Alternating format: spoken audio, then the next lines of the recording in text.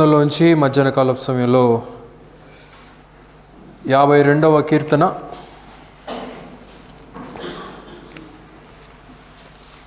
52వ కీర్తన క్లుప్తంగా కొన్ని విషయాలు ధ్యానించుకుందాము. 52వ కీర్తన మొదటి నుంచి కొన్ని వచనాలు చదువుతున్నాను, దయచేసి గమనించండి. శూరుడా, చేసిన కీడును బట్టి నీవెందుకు అతిశయపడుచు ఉన్నావు? దేవుని కృప నిత్యముండును. మోసము చేయువాడా, వాడిగల మంగళకత్తి వలె నీ నాలుక నాశనము చేయ ఉద్దేశించుచు ఉన్నది. మేలు కంటే కీడు చేయుటయు, నీతి పలుకుట కంటే అబద్ధము చెప్పుటయు నీకిష్టము. కపటమైన నాలుక గలవాడా, అధిక నాశనకరములైన మాటలే నీకు ఇష్టము. కావున దేవుడు సదాకాలము నిన్ను అనగగొట్టును, నిన్ను పట్టుకొని ఆయన నీ గుడారములో నుండి నిన్ను పెళ్లగించును, సజీవుల దేశంలో నుండి నిన్ను నిర్మూలము చేయును. ప్రభు, ఈ కొద్ది వాక్య భాగం దీవించిన రీతిగా చిన్న ప్రార్థన చేసుకుందామండి. మమ్మల్ని మిక్కిలిగా ప్రేమించినటువంటి మా ప్రియ రక్షక మా యేసయ్య, ఈ యొక్క మధ్యాహ్న కాలపు సమయంలోనైనా ఇంతవరకు మీ యొక్క కృపనిచ్చారయ్యా, దాన్ని బట్టి వందనాలు. ఆరాధన కార్యక్రమం అంతట్లో కూడా మీరే సర్వ మహిమ ఘనత పొంది ఉన్నారని నమ్ముచున్నామయ్యా. అలాగనే చదవైనటువంటి లేఖన భాగం మీరు దీవించండి నాయన. వాటిలో ఉండేటువంటి సత్యాలను పరిశుద్ధాత్మని యొక్క జ్ఞానము ద్వారా మాలో ఉన్న ప్రతి ఒక్కరి హృదయాలతో మీరే మాకు వినిపింపచేయుదురని యేసుక్రీస్తు వారి అతి శ్రేష్టమైనటువంటి నామంలో స్తుతించి వేడుకొనుచున్నాము తండ్రి, ఆమేన్. ప్రభునందు ప్రియులారా, ఇక్కడ దావీదు కొన్ని విషయాలు తెలియచేస్తూ ఉంటున్నాడు. ఇద్దరు వ్యక్తులను గురించి ఇక్కడ రాయబడి ఉన్నది. దావీదు మరి ఒక వ్యక్తి దోయేగు, ఇంగ్లీష్లో డోయగ్ అని అంటారు. ఈ దోయేగు యోదేము వంశీయుడు. ఏదేము వంశము అనగా ఏషావు వంశావళికి చెందినటువంటి వంశము. ఆ జనాంగానికి చెందినటువంటి వాడిగా మనం చూడగలుగుతూ ఉంటున్నాం.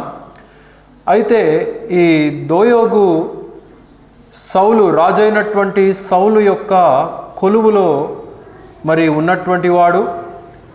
ఆయన దగ్గర ఉన్నటువంటి గొర్రెల మందలను చూసుకునేటువంటి వాడు, ప్రధాన కాపరి, చీఫ్ షెపర్డ్స్ మెన్. అయితే ఒకానొక సమయంలో దావీదు అహీతోపేలు అనబడినటువంటి ఒక యాజకుడి దగ్గరికి వెళ్ళవలసినటువంటి అవసరత వచ్చినట్లుగా మనం అహీతోపేలు కాదు, అహీమెలకు అనబడినటువంటి యాజకుని దగ్గరికి రావాల్సినటువంటి అవసరత వచ్చింది. ఎందుకంటే సౌలు అల్లుడని కూడా చూడకుండా దావీదును చంపటానికి ప్రయత్నిస్తూ ఉంటున్నాడు. దావీదును అనేక సందర్భాల్లో తరుముతూ ఉన్నాడు. ఈయన ఏం చేస్తూ ఉండేవాడు అంటే పారిపోతూ ఉండేవాడు. గుహల్లోకి పారిపోవటమో, లేకపోతే అరణ్య ప్రాంతాల్లోనికి వెళ్ళిపోవటమో, ఈ రీతిగా ఈయన పారిపోతూ ఉండేటువంటి వాడు. అయితే దావీదు అలా ఉంటూ ఉన్నటువంటి సమయంలో ఆహారం ఆయనకు అవసరం వచ్చింది. ఆహారం అవసరమైనప్పుడు ఈ యాజకుడైనటువంటి అహీమెలకు దగ్గరకు వచ్చి, అయ్యా, నీ దగ్గర ఏమైనా తినటానికి రొట్టెలు ఏమైనా ఉంటే నాకు ఇవ్వు అని చెప్పేసి అని అడుగుతాడు. అడిగినప్పుడు, ఇదిగో నా దగ్గర కొన్ని రొట్టెలు ఉన్నాయని చెప్పేసి ఇస్తాడు. అటు తర్వాత నన్ను నేను సంరక్షించుకోవటానికి, నన్ను నేను కాపాడుకోవటానికి నా దగ్గర ఎలాంటి ఆయుధాలు కూడా లేవు. నీ దగ్గర ఏదైనా ఆయుధం ఉంటే నాకు ఇవ్వు అని చెప్పేసి అంటే, అదిగో నీవు ఏలా లోయలో గొలియాతును వధించినటువంటి ఆ ఖడ్గము నా దగ్గర భద్రంగా ఉన్నది, ఆ ఖడ్గాన్ని నేను నీకు ఇస్తాను అని చెప్పేసి దావీదుతో చెప్పడం జరుగుతుంది. అయితే అహీమెలకు దావీదు ఆ యొక్క రొట్టెలిచ్చాడు, ఖడ్గాన్ని కూడా ఇవ్వటం జరిగింది. అక్కడి నుంచి వెళ్ళిపోతాడు దావీదు. వెళ్ళిపోయిన తర్వాత ఇదంతా కూడా చాటున ఉండి ఈ దోయేగు అనబడినటువంటి వ్యక్తి చూస్తూ ఉంటున్నాడు.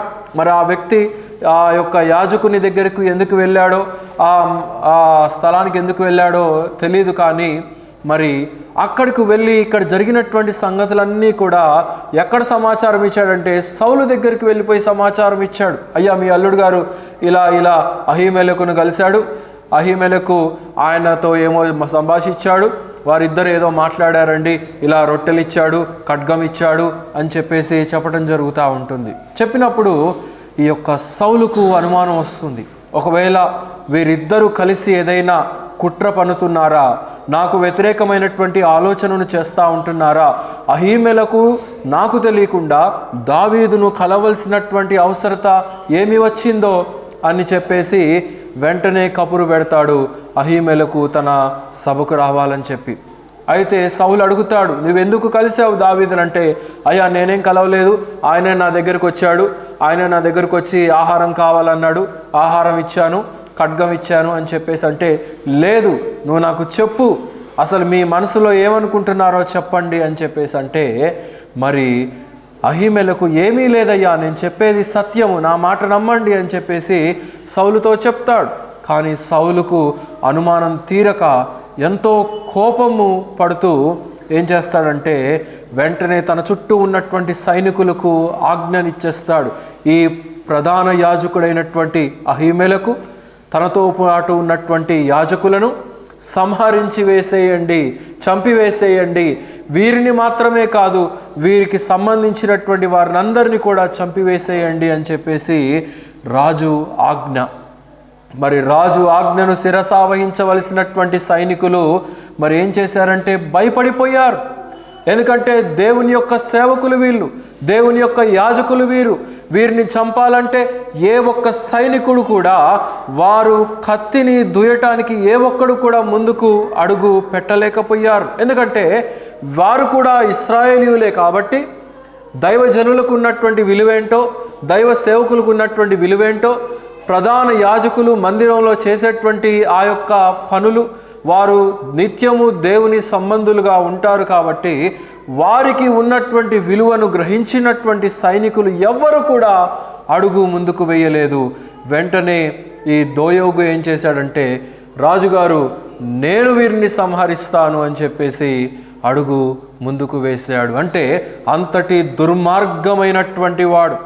రాజు ఆజ్ఞ అయినప్పటికీ కూడా ఆ యొక్క దైవ సేవకులని సంహరించటం అనేది ఆ సైనికులు అది మహాపాపముగా వారు పరిగణించారు కనుక ఆగిపోయారు.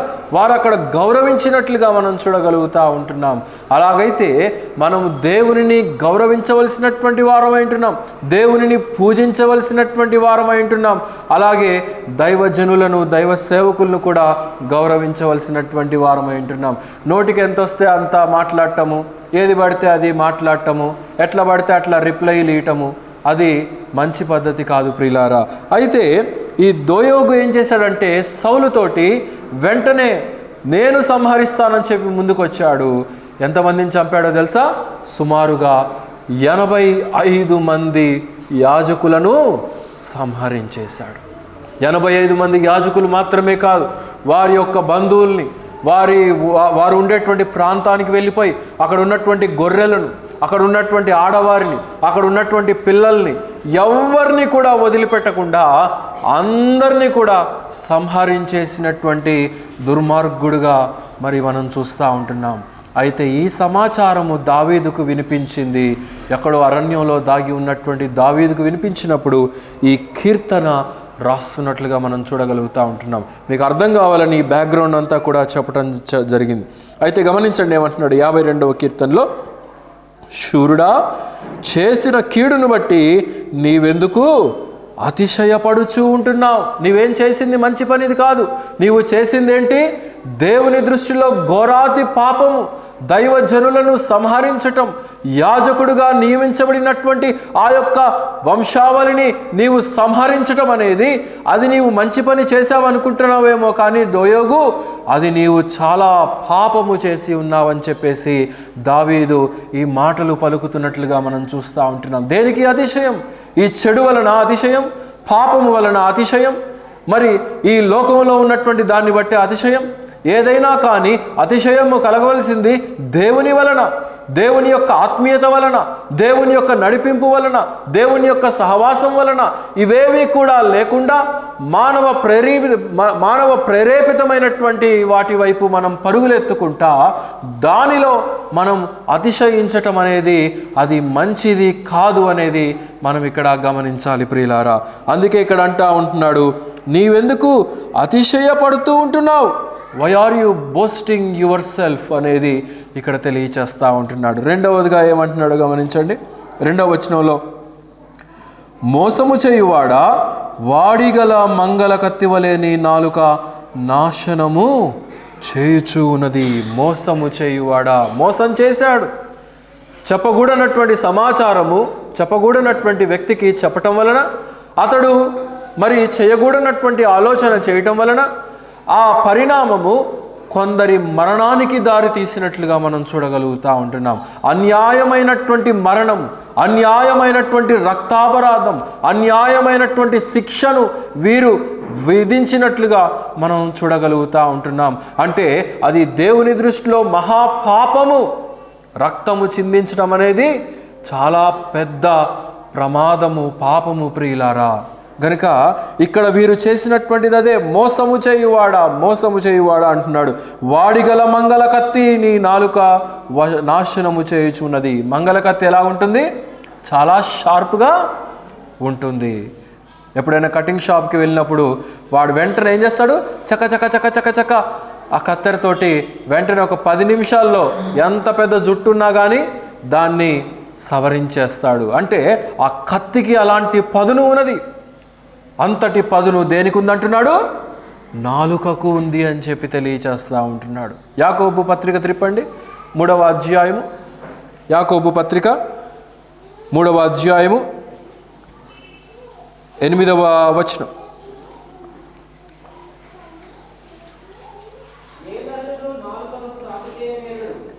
ఏ నరుడను నాలుకను సాధు చేయనేరడు,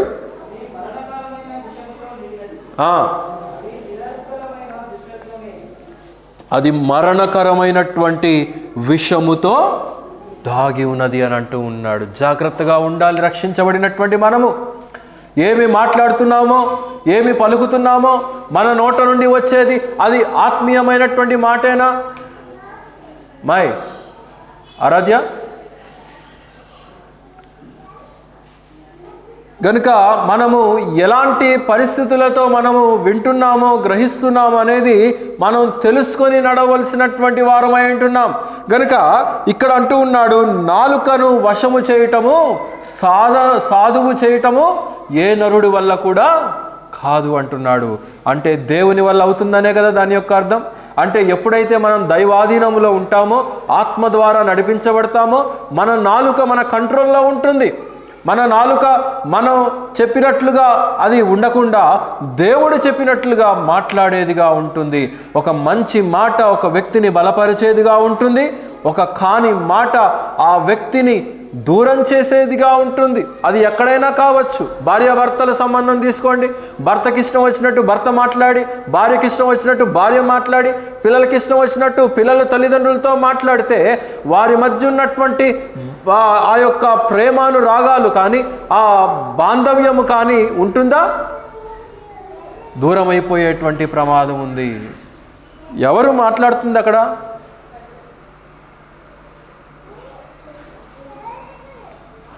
బయట మెట్లు కాడనా? గనుక మరి ఆ నాలుకను అదుపు చేయటం అనేది చాలా అవసరమైనటువంటి విషయంగా ఇక్కడ మనం గమనించగలుగుతూ ఉంటున్నాం ప్రియులారా.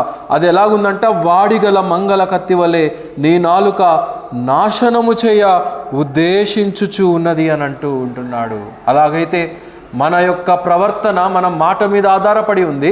మన మాట మనం ఆత్మీయంగా ఉన్నామా, శారీరకంగా ఉన్నామా అనే దాన్ని బట్టి తెలియచేస్తూ ఉంది. కనుక సంబంధ బాంధవ్యాలు అనేవి దాని మీద ఆధారపడి ఉంటాయి. మరి ఒకవేళ కోపోద్రేకంతో ఏదైనా మాట్లాడినప్పటికీ కూడా ఒక సారీ అని కనుక మనం చెప్పామనుకోండి, ఆ పరిస్థితి కూలైపోయేటువంటి అవకాశం ఉంది. లేదు నేను సారీ చెప్పను, అది నా ఇష్టం, నేను ఈగోకు పోతానన్నాం అనుకోండి, ఇప్పుడు ఏమవుతుంది బయట? సినీ యాక్టర్లు అందరూ ఏం చేస్తున్నారు? ఒకదాన్ని పెళ్లి చేసుకుంటారు, మళ్ళీ వదిలిపెడతారు. ఇంకో దాన్ని పెళ్లి చేసుకుంటారు, దాన్ని వదిలిపెడతారు. ఇంకొకరిని పెళ్లి చేసుకుంటారు, దాన్ని వదిలిపెడతా ఉంటారు. కనుక ఎలాంటి క్రమము లేదు. మళ్ళీ సిగ్గు లేకుండా మీడియాలో చెప్తూ ఉంటారు, మేము ఇలా చేసుకుంటున్నాం, అలా చేసుకుంటున్నాం అని చెప్పేసి. అంటే విచ్చలవిడితనము, ఒక క్రమము లేనటువంటి తత్వము వీరిలో నడవడికలో ఉంటున్నట్లుగా మనం చూడగలుగుతూ ఉంటున్నాం. నేడు ప్రపంచంలో ఉన్నటువంటి అనేక మంది క్రైస్తవులు కూడా వారి యొక్క నోటిని అదుపు చేసుకోలేక, వారి యొక్క నాలుకను అదుపు చేసుకోలేక కాని మాటలు పలకటం వలన అనేక ప్రమాదాలకు గురి అవుతూ ఉంటున్నారు. మరి ఇతరుల్ని కూడా ఆ ప్రమాదంలోనికి దిగజార్చేటువంటి వారిగా మనం చూడగలుగుతూ ఉంటున్నాం. అయితే ఇక్కడ ఏమంటున్నాడంటే, వాడిగల మంగళ కత్తి అయినటువంటి నాలుకగా మనం ఇక్కడ చూడగలుగుతూ ఉంటున్నాం. అంటే అది తప్పును అంగీకరించినటువంటి నాలుక. అవును, నేను తప్పు చేశాను, పలానా విషయంలో నేను అలాగ మాట్లాడి ఉండకూడదు, లేకపోతే పలానా సందర్భంలో నేను ఆ రీతిగా చేసి ఉండకూడదు అనేది ఒప్పుకునేటువంటి తత్వము లేదు.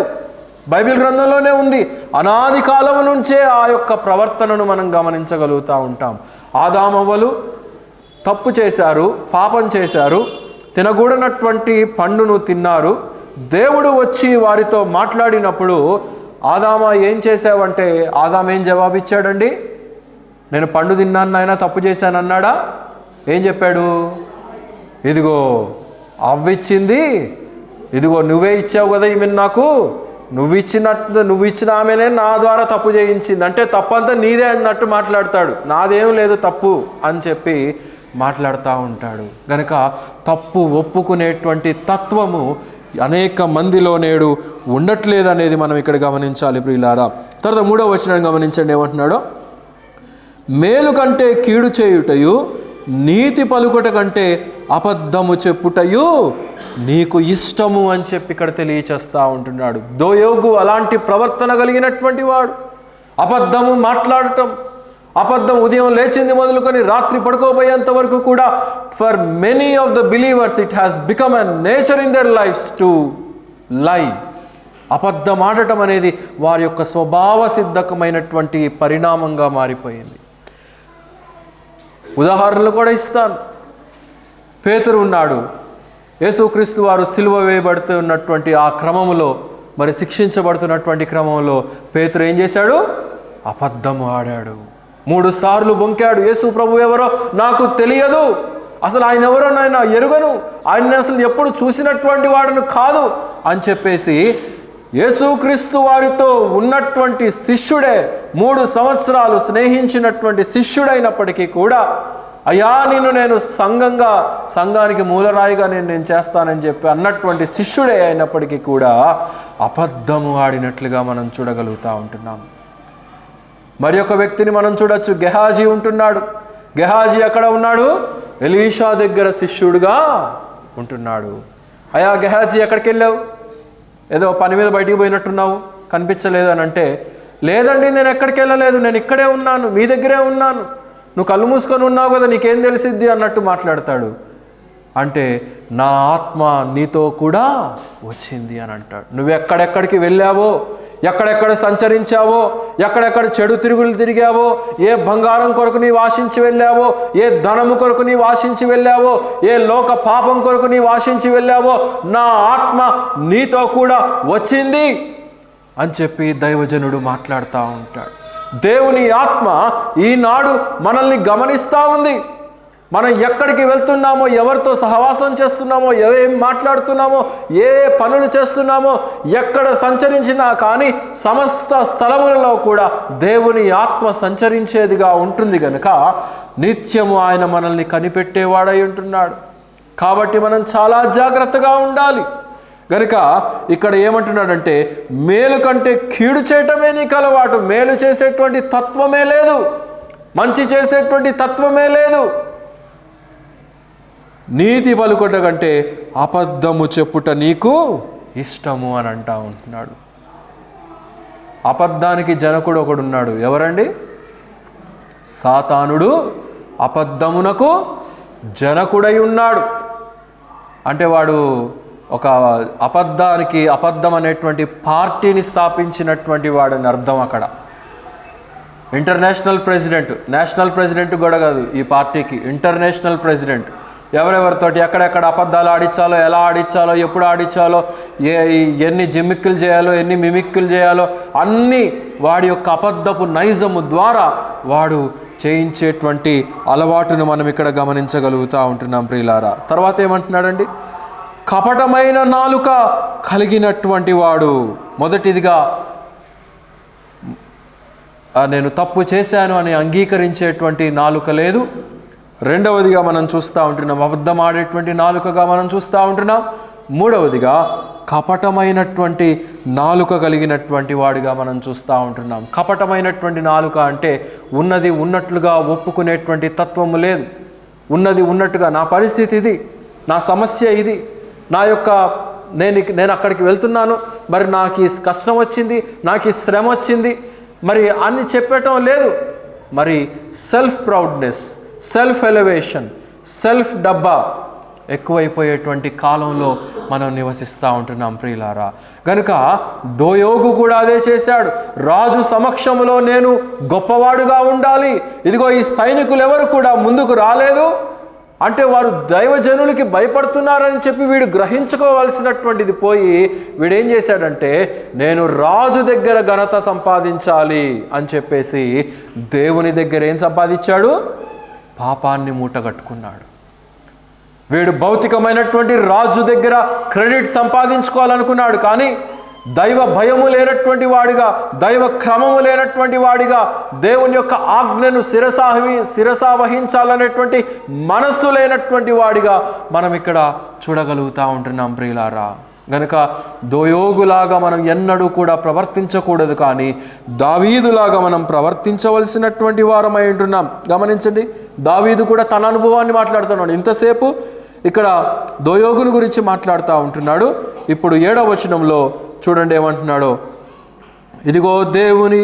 ఇదిగో దేవుని తనకు దుర్గముగా ఉంచుకొనక తన ధన సమృద్ధి నమ్మిక ఉంచి తన చేటును బలపరుచుకుని వాడు వీడే అని చెప్పుకొనుచు వానిని చూచి నవ్వుదురు. గనక వాడి యొక్క స్థితి ఏ రీతిగా ఉంటుందో 5వ వచనంలో కూడా వాడు ఏ రీతిగా అంతమొందుతాడో అనేటువంటి విషయాలు చెప్పబడ్డాయి.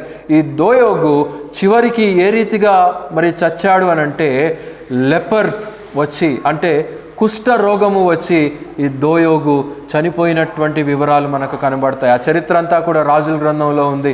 అవన్నీ త్రిప్పి చదివించటానికి మనకు సమయం లేదు. కానీ అయితే ఇక్కడ మనం చూస్తూ ఉంటున్నాము, ఇక్కడ దేవుని తనకు దుర్గముగా ఉంచుకొనక తన ధన సమృద్ధి కొరకు నమ్మిక ఉంచి. గనక ఏ రీతిగా ఉంటున్నారంట? నామకార్థ క్రైస్తవులు దేవునిని కేంద్రీకరించుకోరు. దేవుని యొక్క మనస్సు వీరిలో ఉండదు. ధనమే వీరి యొక్క మనస్సు, ధనమే వీరి యొక్క ఆలయము. ధనము ధనము ధనము సంపాదించుకోవాలి. ఎంత సంపాదించుకున్నా కానీ ఏమైనా మూట కట్టుకొని పోతామా? ఏమీ కూడా మూట కట్టుకొని వెళ్ళలేం. మీ అందరికీ తెలుసు, నేను చెప్పనక్కర్లేదు కానీ అలెగ్జాండర్ మీ అందరికీ తెలుసు. అనేక సందర్భాల్లో మనం చెప్పుకున్నాం. ఏం సంపాదించాడు అలెగ్జాండరు? ప్రపంచాన్ని సంపాదించాడు, ప్రపంచ రాజ్యాల్ని సంపాదించాడు. కానీ ఏం తీసుకొని పోయాడు? ఏమీ తీసుకొని పోలేదు. తన దగ్గర 4 నమ్మకమైనటువంటి సైనికులు ఉంటే వారికి చెప్పాడు, ఒరే బాబు, నా శవపేటికలో చేతుల దగ్గర వెలుపల ఉంచండి నా చేతులు, మీరు బాక్స్ లోపల పెట్టద్దు నా చేతులు ఒట్టియే అని చెప్పేసి ఈ లోకానికి మీరు ప్రచురం చేయండి. నేను సర్వలోకాన్ని సంపాదించాను, కానీ దానిని నాతో కూడా తీసుకొని వెళ్ళలేకపోతున్నాననేటువంటి సత్యము ఈ ప్రపంచం గుర్తించాలి అని చెప్పేసి అలెగ్జాండర్ చక్రవర్తి ప్రపంచానికి పాఠం నేర్పించినట్లుగా మనం చూడగలుగుతూ ఉంటున్నాం. అలాగైతే ఇక్కడ ఏం చేస్తున్నాడంటే దేవునిని వీరికి కేంద్రీకంగా ఉంచుకోవట్లేదు, కానీ ధనాన్ని వీరికి కేంద్రీకరంగా ఉంచుకుంటూ ఉంటున్నారు. క్రొత్త నిబంధన గ్రంథంలో, అపోస్తల కార్యముల గ్రంథంలో 2 వ్యక్తుల్ని మనం చూస్తాం. అననీయ, సఫేరా. ఇద్దరు ఏం చేశారు? ఆస్తిని అమ్మారు. ఆస్తిని అమ్మి, అయ్యా మేము ఇంతకు అమ్మాము, ఇదిగో మా దగ్గర ఇంత ఉంచుకున్నాము, మేము ఇంత ఇవ్వాలనుకుంటున్నాము అని చెప్తే అంతా బాగానే ఉండేది కథ అంతా. ఏం చెప్పారు? పేతురు దగ్గరికి వచ్చి, అయ్యా మేము ఇదిగో 10 రూపాయలకి అమ్మాము, 10 రూపాయలు మేము ఇచ్చేస్తున్నాము, అంతే, మా దగ్గర ఇంకేం లేదు, మేము ఉన్నదంతా ఊడ్చి ఇచ్చేస్తున్నాము అన్న బిల్డప్ ఇచ్చారు. నేడు బిల్డప్ క్రైస్తవులు ఎక్కువైపోతూ ఉంటున్నారు. గనక క్యారల్స్ వచ్చినప్పుడు దశంభాగాలకి కటింగ్ గీయటము, ఆ దశంభాగాలకి వేసే అమౌంట్ని ఇటు క్యారల్స్లో అడ్జస్ట్ చేయటము. గనక ఈ రీతిగా చేసేటువంటి క్రైస్తవులు కూడా ఉన్నారు. అదే రీతిగా నమ్మకంగా దేని భాగం దేనికి, దేవుని భాగం దేవునికి ఏ సమయంలో దేనికి ఎక్కడ ఇవ్వాలో ఇచ్చేటువంటి వారు కూడా ఉన్నారు. మన అశోక్ కుమార్ గారు దశంభాగమే ఇస్తారు. మన బర్త్డే ప్లస్ క్యారల్స్ 2 కూటాలు జరిగాయి. బర్త్డే కానుక సపరేట్గా ఇచ్చారు, క్యారల్స్ కానుక సపరేట్గా ఇచ్చారు. అంటే దేనిది దానికి దేవుని భాగం. ఇది నేను మనుషునికి కాదు ఇచ్చేది, నేను ఇది పాస్టర్ గారికి కాదు, అంతా కలిపి పాస్టర్ గారికే కదా పోయేది అని చెప్పేసి దీన్ని అడ్జస్ట్మెంట్లు చేసి తిమ్మిని బమ్మిని చేసేటువంటి క్రైస్తవులు లేకపోలేదు ప్రియులారా. అలాగే గాబ్రియల్ అన్న కూడా దశంభాగమే వేరే దగ్గరికి ప్రార్థనకు తీసుకొని వెళ్ళాడు నన్ను. అక్కడ ఇచ్చేటువంటి కానుక అక్కడే, ఇక్కడ ఇవ్వాల్సినటువంటి కానుక ఇక్కడే. కనుక ఏది ఎక్కడ మనం ఇవ్వాలో అది మనం నేర్చుకోవాలి, మన పిల్లలకు కూడా నేర్పించాలి. రేపు వారు పెద్దగైనప్పుడు వారికి తెలుస్తుంది మేము దేవుని సన్నిధికి ఏమి ఇవ్వాలి, ఏ సమయంలో ఏమి ఇవ్వాలి, కుటుంబ ప్రార్థనలో ఏమి ఇవ్వాలి, సహవాస కూటంలో ఏమి ఇవ్వాలి, కృతజ్ఞత అర్పణగా మేమేమి ఇవ్వాలి, ప్రతిష్ఠిత అర్పణలు మేమేమి ఇవ్వాలి. కొంతమంది శక్తికి మించి కూడా ఇచ్చారనుకోండి, నాకు తెలుసు వారి సామర్థ్యం అంతా కాకపోయినప్పటికీ కూడా వారు దేవునికి ఇవ్వాలని చెప్పి కూడా ఇచ్చేటువంటి వారు ఉంటున్నారు. కనుక మ్యాజిక్లు ట్రాజిక్లు చేయకుండా ఏది ఎప్పుడు ఏ సమయంలో ఏ రీతిగా ఇవ్వాలో ఆ రీతిగా ఇవ్వటం అనేది మనకు దీవెనకరం. కనుక 8వ వచనం గమనించండి. దావీదు తన అనుభవాన్ని మాట్లాడుతూ ఉంటున్నాడు. నేను ముగిస్తాను, 12:30 దాటుతుంది. నేనైతే దేవుని మందిరంలో పచ్చని ఒలీవ చెట్టు వలె ఉన్నాను, నిత్యము దేవుని కృపయందు నేను నమ్మిక ఉంచుచూ ఉన్నాను. ఎలాగున్నాడంటే అయినా పచ్చని ఒలీవ చెట్టు వలె ఉంటున్నానని చెప్పి అంటా ఉన్నాడు. ఒలీవ చెట్టు చాలా శ్రేష్టమైనటువంటి చెట్టు. ఒలీవ చెట్టులో ఉన్నటువంటి ఆకులు కానీ, ఒలీవ చెట్టులో ఉన్నటువంటి బెరడు కానీ, ఒలీవ చెట్టులో ఉన్నటువంటి ప్రతీదీ కూడా అది ఉపయోగకరమైనటువంటిదే, కానీ తీసివేయబడినటువంటిది ఏది కూడా అందులో ఉండదు. అంటే దావీదు తన అనుభవం ద్వారా ఇదిగో నేను ఉపయోగకరంగా ఉంటున్నాను, ఇదిగో నేను ఆనందకరంగా ఉంటున్నాను. 128వ కీర్తనలో 3వ వచనంలో అంటాడు కదా, నీ భోజనపు బల్ల చుట్టూ పూర్తి చేయండి, నీ భోజనపు బల్ల చుట్టూ నీ పిల్లలు ఒలీవల మొక్కల వలె ఉందురు. కనుక ఒలీవ మొక్క అది ఒక సంతోషకరమైనటువంటి అనుభవానికి గుర్తుగా ఉంటుంది. కనుక దేవుని యందు నమ్మిక ఉంచుచూ ఉన్నానని చెప్పి దావీదు తన అనుభవంలో పలుకుతున్నటువంటి మాటలు ఏవైతే ఉన్నాయో, ఇదిగో నేను నలుగురికి ఉపయోగకరంగా ఉంటున్నాను, ఇదిగో నేను నలుగురికి ఆనందకరంగా నేను ఉంటున్నానని చెప్పేసి దావీదు పలుకుతున్నట్లుగా మనం చూడగలుగుతూ ఉంటున్నాం. న్యాయాధిపతుల గ్రంథంలో కూడా చెట్ల మీద ఎవరు అధిపతిగా ఉంటారు అని చెప్పేసి చర్చ వచ్చినప్పుడు ఒలీవ చెట్టు తనను గురించి తాను చెప్పుకున్నటువంటి క్రమాన్ని మనం గమనించగలుగుతూ ఉంటున్నాం ప్రియులారా. అలాగే రాజుల మొదటి గ్రంథం త్రిపనక్కర్లేదు, కానీ రాజుల మొదటి గ్రంథంలో కూడా 6వ అధ్యాయము 23వ వచనంలో కూడా మనం చూస్తే సొలొమోను అక్కడ నిర్మించినటువంటి మందిరంలో ఆయన తలుపులను ఏర్పాటు చేస్తున్నప్పుడు, ఆ ద్వారబంధకములను ఏర్పాటు చేస్తుంటున్నప్పుడు, వాటి మీద కెరూబులను రూపుదిద్దుతున్నప్పుడు ఆ ద్వారబంధకములు ఒలీవ చెట్టుతోటి చేయబడినటువంటి ద్వారములను అక్కడ నిలుపునట్లుగా మనం చూస్తూ ఉంటున్నాం. అంటే దేవుని మందిరంలో శ్రేష్టమైనటువంటిదే ఆయన సమర్పించాడు. ఎన్నడూ కూడా చెక్కు చెదరనటువంటి దాన్ని ఆయన అర్పించాడు. మీకు తెలుసా, ఇప్పటికీ కూడా గెత్సెమనేటువంటి తోటలో యేసు ప్రభు వారు జీవించినటువంటి కాలంలో ఉన్నటువంటి చెట్లే ఇప్పటికీ కూడా చాలా వరకు ఒలీవ చెట్లు అక్కడ ఉంటున్నాయి గెత్సెమనే తోటలో. అంటే వాటి యొక్క కాలము సుమారుగా 1000 సంవత్సరాలు. కొన్ని చెట్లు కొన్ని ముందే అంతరించిపోతాయి, కానీ కొన్ని చెట్లు సుదీర్ఘకాలము నిలిచి ఉండేటువంటి చెట్లు. అయితే ఈ ఒలీవ చెట్లు ఎలాంటి చెట్టు అంటే నిరంతరము నిలిచేటువంటి చెట్టుగా మనం చూస్తూ ఉంటున్నాం. అలా అయితే దావీదు ఏమంటున్నాడంటే, నేను దేవుని మందిరంలో పచ్చని ఒలీవ చెట్టు. అలాగైతే రక్షించబడినటువంటి మనము, దేవుని యందలి విశ్వసించినటువంటి మనము, దేవుని రక్షణలో మనం ఎదుగుచుంటూ ఉంటుండగా, ఆయన యొక్క ప్రణాళికలో మనం మరి నడిపించబడుతూ ఉంటుండగా మనము ఏ రీతిగా ఉండాలి అనంటే పచ్చని ఒలీవ చెట్ల వలె ఉండాలి. నిర్జీవమైనటువంటి చెట్టులాగా ఉండకూడదు, ఎండిపోయినటువంటి చెట్టులాగా మనం ఉండకూడదు, సారము లేనటువంటిదిగా, కాయలు ఇవ్వనటువంటిదిగా, ఫలాలు లేనటువంటిదిగా మనం ఉండకూడదు. కానీ పచ్చని ఒలీవ చెట్టు వలె, అంటే మనము కూడా దావీదులాగా కోరుకోవాలి, అయ్యా నేను కూడా నీ యొక్క మందిర ఆవరణంలో పచ్చని ఒలీవ చెట్టు వలె నేను ఎదగాలి, నిరంతరము ఎదగాలి, నేను ఆగిపోకుండా నిత్యము సాగిపోతూ ఉండాలి అనేటువంటి విశ్వాస అనుభవం మనలో ఉండాలి. ఎప్పుడు ఉంటుందంటే ఇక్కడ దావీదు అంటున్నాడు కదా, నిత్యము దేవుని కృపయందు నమ్మిక ఉంచుచూ ఉన్నాను అని అంటూ ఉంటున్నాడు. అది మనకు కావాల్సింది. ఏం కావాలి? నిత్యం ఆయనను నమ్మాలి. ఆయనను నమ్మితే సమస్తమును అనుగ్రహిస్తాడు. ఆయనను నమ్మకపోతే అన్నిటినీ మనం పోగొట్టుకుంటాం ప్రియులారా. గనక ఇక్కడ మనం చూస్తూ ఉంటున్నాం, ఒలీవ చెట్టు ఉపయోగపడేటువంటి చెట్టు, ఒలీవ చెట్టు ఆనందాన్ని ఇచ్చేటువంటి చెట్టు.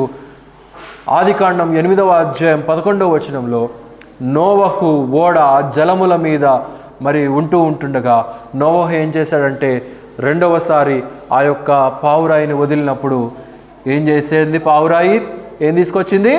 ఒక ఒలీవ కొమ్మను తీసుకొని వచ్చింది. అంటే వారికి ఒక నిరీక్షణను కల్పించింది ఆ యొక్క ఒలీవ కొమ్మ. ఇదిగో ఇక మనం జీవించబోతా ఉంటున్నాం, మనం ఇక్కడ నివసించబోతా ఉంటున్నాం, ఈ ప్రమాదము నుండి మనం బయటపడ్డాం అనేటువంటి గొప్ప నిరీక్షణ వారికి ఇచ్చినట్లుగా మనం చూస్తూ ఉంటున్నాం. అలాగైతే మనలో నుండి మనం ఉపయోగకరంగా ఉండాలి, రెండవది ఇతరులకు ఆనందకరంగా ఉండాలి, మూడవది మనము నిరీక్షణకరంగా ఉండాలి అనేది మనం తెలుసుకోగలుగుతూ ఉంటున్నాం. దోయోగులాగా ప్రవర్తించకుండా దావీదు లాంటి ప్రవర్తన మన జీవితాల్లో ఉండినట్లుగా దేవుడు ఈ కొద్ది మాటలు మనందరి హృదయాల్లో కూడా నిండారులుగా దీవించునుగాక. మంచిది, అందరం తలలు వంచి ప్రార్థన చేసుకుందామండి. ప్రియ ప్రభువా, పరిశుద్ధుడైన మా యేసయ్య, ఈ యొక్క మధ్యాహ్న కాలపు సమయంలో ఇంతవరకు మీరు చూపిన మీ యొక్క కృపను బట్టి ఎంతగానో స్తుతించుకుంటున్నాం. చదవబడినటువంటి లేఖన భాగంలో ఉన్నటువంటి సత్యాలను నాయన ఆత్మ నడిపింపు ద్వారా మీరు మాకు వినిపింపచేసిన విధానాన్ని బట్టి ఎంతగానో స్తుతిస్తూ ఉంటున్నాము నాయన. దోయోగు నాయన ఇహలోకాన్ని ప్రేమించి, ఇహలోక ఘనతను ప్రేమించి, దైవజనులకు ఇవ్వవలసినటువంటి మర్యాదనివ్వక, దైవజనులతో ఏ రీతిగా ప్రవర్తించాలో తెలియక వారిని సంహరించినటువంటి విధానాన్ని మేము గమనించగలుగుతూ ఉంటున్నాం. అలాగున నేడు కూడా అనేక మంది అనేక స్థలాల్లో ప్రవర్తిస్తూ ఉంటున్నారు. ఒక దైవ సేవకుడు అనేటువంటి భయము లేక ఇష్టానుసారముగా మాట్లాడుతూ, ఇష్టానుసారంగా ప్రవర్తిస్తూ, నోటికి ఏది పడితే అది వారికి వచ్చినట్లుగా మాట్లాడకుండా, మేమొక దేవుని ద్వారా ఏర్పాటు చేయబడినటువంటి నాయకునితో మేము మాట్లాడుతున్నాం అనేటువంటి గ్రహింపుతో ప్రతి మాట కూడా పలకగలుగులాగున మీ యొక్క జ్ఞానాన్ని దయచేయండి. అలాగే తద్వారా మీరు ఘనత పొందినట్లుగా మరి ప్రసాదించమని ప్రార్థన చేయుచుంటున్నాం. అలాగనే దావీదు కూడా తెలియచేశాడు నాయన, అదిగో నేను నీలాగైతే మోసగాడిగా నేను లేను, నీలాగా నేను అబద్ధమాడేవాడిగా లేను, నేనైతే పచ్చని ఒలీవ చెట్టులాగా నా దేవుని మందిరములో నేను నివాసము చేస్తాను అని చెప్పి తెలియచేస్తూ ఉంటున్నాడు. అవును నాయన, మాకు అలాంటి స్థితి అవసరం, మేము అలాంటి స్థితిలో మీరు మమ్మల్ని ఉంచారు, అందును బట్టి ఎంతగానో స్తుతిస్తూ ఉంటున్నాం. మేము నిత్యము మీరు ఆకడ పర్యంతము కూడా నాయన ఈ లోకంలో మేము పచ్చని ఒలీవ చెట్టు వలె మేము ఉపయోగపడే వారంగా, ఇతరులకు రక్షణార్థముగా, ఇతరులకు సంతోషకరముగా, ఇతరులకు నిరీక్షణను మీ యొక్క మహిమను తెలియజేసే వారంగా మేము ఉండుటకు మా గట్టి జ్ఞానాన్ని దయచేయమని ప్రార్థన చేయుచుంటున్నాం. దావీదును అనేక సమయాల్లో అనేక ఆపదల్లో నుండి మీరు తప్పించారు. మా జీవితాల్లో కూడా అనేక సమస్యల్లో మేము ఉన్నప్పటికీ కూడా మీరు తప్పిస్తూ ఉన్న విధానాన్ని బట్టి ఎంతగానో స్తుతించి ఉంటున్నాం. ఈ డిసెంబర్ మాసంలో కూడా 3వ వారంలో మేము ప్రవేశించి మిమ్మల్ని ఆరాధించేటువంటి కృపనిచ్చారు. ఇంకొక 15 రోజులు ఉంటుండగా వాటిలో కూడా మీ యొక్క కృపను మాకు దయచేయమని ప్రార్థన చేస్తున్నాం. అలాగే జరగవలసిన క్యారల్స్ కూడికలను కూడా మీరు దీవించండి, వాతావరణాన్ని కూడా మీరు అనుకూలపరచండి నాయన. ఇవాళ సాయంకాలం జరగవలసినటువంటి క్యారల్స్ కూడికను కూడా చక్కగా జరిగించండి నాయన. రావాల్సిన వారందరినీ కూడా నాయన ప్రకటించబడినటువంటి సమయం కంటే ఒక 5 నిమిషాల ముందే ప్రతి ఒక్కరూ ఆ స్థలానికి చేరి రాగలుగులాగున ఆ కుటుంబానికి చుట్టుప్రక్కల ఉన్నటువంటి వారికి దీవెనకరంగా జరగటానికి మీ యొక్క సహాయం అనుగ్రహించి మీరే మహిమ పొందండి నాయన. అలాగనే క్రొత్తగా వచ్చినటువంటి వారిని కూడా మీరు దీవించండి. వారు కూడా మీ యొక్క సత్య మార్గములో మహిమకరంగా వారు ఉండుటకు మీ యొక్క సహాయం అనుగ్రహించండి. యూట్యూబ్ ద్వారా కూడా వీక్షిస్తున్నటువంటి ప్రతి ఒక్కరిని కూడా నిండార్లుగా దీవించండి నాయన. అనేక ప్రాంతాల్లో నుండి అనేక మంది విశ్వాసులు కుటుంబాలు మా సంఘ కార్యక్రమాలను వీక్షించి బలపరచబడుతూ ఉంటుండగా వారి జీవితాలను మీరు కట్టండి, వారి జీవితాలను మీరు ఆశీర్వదించమని ప్రార్థన చేయుచుంటున్నాం. ఈ మధ్యాహ్న కాలపు సమయంలో ప్రతి ఒక్కరిని కూడా నిండారులుగా మీ యొక్క దీవెన ఆశీస్సులతో వారి వారి గృహాలకు క్షేమంగా నడిపించుదురని యేసుక్రీస్తు వారి అతి శ్రేష్టమైనటువంటి నామంలో స్తుతించి ప్రార్థించి అడిగి వేడుకొనుచున్నాము తండ్రి, ఆమేన్. మన తండ్రి అయినటువంటి దేవుని యొక్క ప్రేమయు, మన ప్రభువును మన రక్షకుడైనటువంటి యేసుక్రీస్తు వారి యొక్క కృపయు, పరిశుద్ధాత్ముని యొక్క అన్యోన్య సహవాసము సన్నిధి సర్వలోకంలో ఉన్నటువంటి పరిశుద్ధులందరితో పాటు మనకును సదాకాలం తోడే నడిపించునుగాక, ఆమేన్. సాయంకాలం అందరికీ భాస్కర్ గారి ఇంట్లో భోజన ఏర్పాట్లు చేయబడతాయండి. అందరూ కూడా తప్పనిసరిగా ప్రకటించబడినటువంటి సమయానికి కరెక్ట్గా ప్రాంప్ట్గా 7:30కి వస్తే ప్రాంప్ట్గా ప్రారంభించుకొని అన్ని కార్యక్రమాలు సమయానికి ముగించుకొని సెలవు తీసుకోవచ్చు కనుక అందరూ తప్పనిసరిగా రండి. అందరికీ వందనాలు. సెలవు తీసుకుందాం.